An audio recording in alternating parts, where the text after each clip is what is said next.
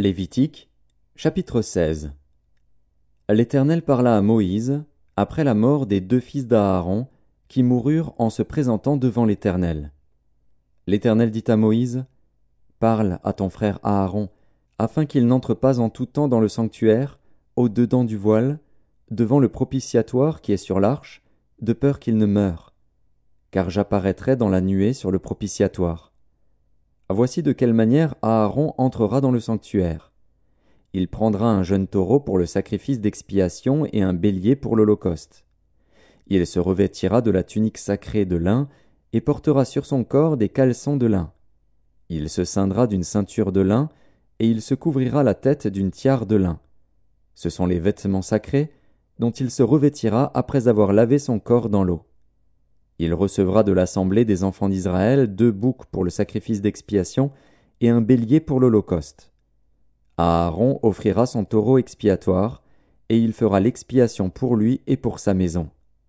Il prendra les 2 boucs, et il les placera devant l'Éternel, à l'entrée de la tente d'assignation. Aaron jettera le sort sur les 2 boucs, un sort pour l'Éternel et un sort pour Azazel. Aaron fera approcher le bouc sur lequel est tombé le sort pour l'Éternel, et il l'offrira en sacrifice d'expiation. Et le bouc sur lequel est tombé le sort pour Azazel sera placé vivant devant l'Éternel, afin qu'il serve à faire l'expiation et qu'il soit lâché dans le désert pour Azazel.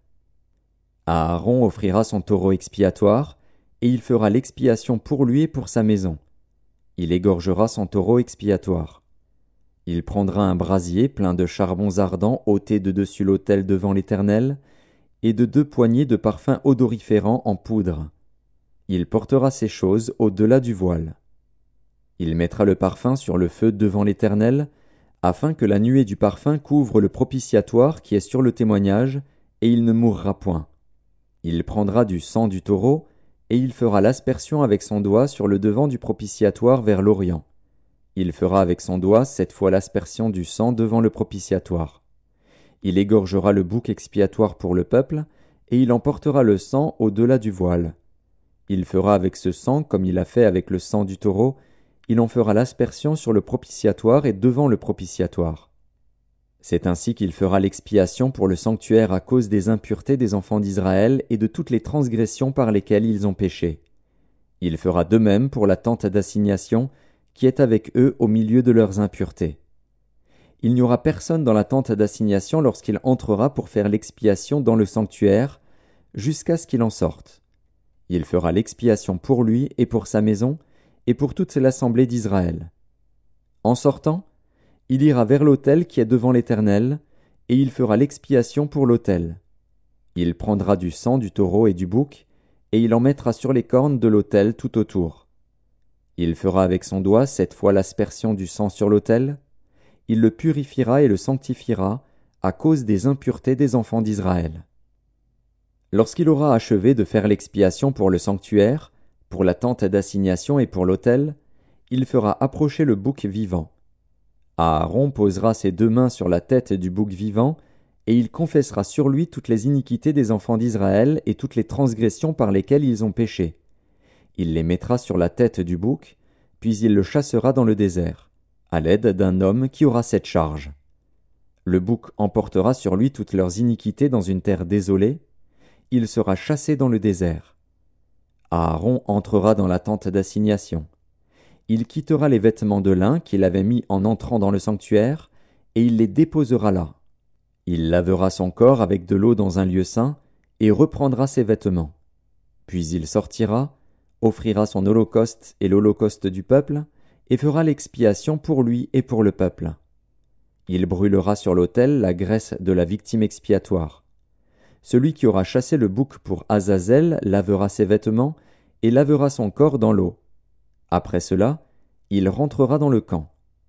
On emportera hors du camp le taureau expiatoire et le bouc expiatoire dont on a porté le sang dans le sanctuaire pour faire l'expiation, et l'on brûlera au feu leur peau, leur chair et leurs excréments. Celui qui les brûlera lavera ses vêtements et lavera son corps dans l'eau. Après cela, il rentrera dans le camp. C'est ici pour vous une loi perpétuelle. Au 7e mois, le 10e jour du mois, vous humilierez vos âmes, vous ne ferez aucun ouvrage, ni l'indigène, ni l'étranger qui séjourne au milieu de vous. Car en ce jour on fera l'expiation pour vous, afin de vous purifier. Vous serez purifiés de tous vos péchés devant l'Éternel. Ce sera pour vous un sabbat, un jour de repos, et vous humilierez vos âmes. C'est une loi perpétuelle. L'expiation sera faite par le sacrificateur qui a reçu l'onction et qui a été consacré pour succéder à son Père dans le sacerdoce. Il se revêtira des vêtements de lin, des vêtements sacrés. Il fera l'expiation pour le sanctuaire de sainteté, il fera l'expiation pour la tente d'assignation et pour l'autel, et il fera l'expiation pour les sacrificateurs et pour tout le peuple de l'assemblée. Ce sera pour vous une loi perpétuelle. Il se fera une fois chaque année l'expiation pour les enfants d'Israël, à cause de leurs péchés. On fit ce que l'Éternel avait ordonné à Moïse.